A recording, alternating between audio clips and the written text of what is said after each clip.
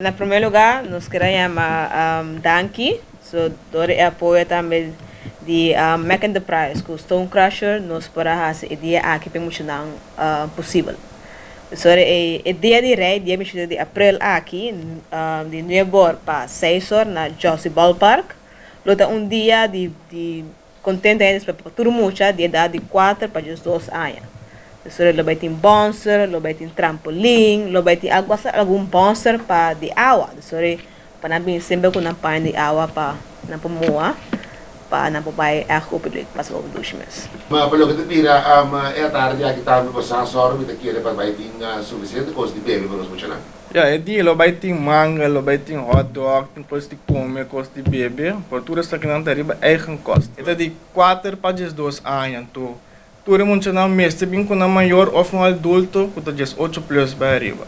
Para emocionar de rincão, especialmente para emocionar de rincão, lo vai ter bus de regel, que sale fez centro de bairro rincão, e foi 9h30, sale fez rincão, bini para Josie. E pior é emocionar que a bordo de iba, que são de bus de 9h30, mestre bini back, rincão back, deve é bus de 1 hora. E para 1h45, a trobe lo sale de 2 bus, de foi centro de bairro rincão, para bem Josie, teco 5 horas atividade acaba, sobre para 5 horas e bus lo sale, foi Josie para bairro na back rincão. Ponto roubo importante na parte aqui tá, lo vai ter colega de nós, de Indebon, que lo para na bus, para wak, para turmucha, de bar de rincão, bini com maior. Of ramue, of prima, of vizinha, pero que está de maior idade, de 18 anos, vai arriba.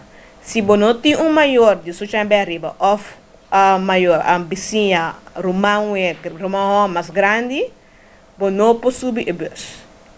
Não é possível, porque tampouco hora vai chegar a Josie.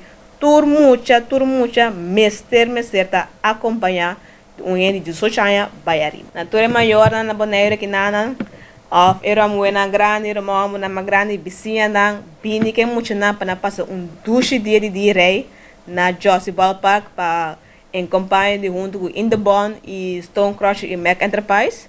Aí nós que é bonita atividade aqui para emocionar, para é pelo de boneiro, para emocionar passar duche dia.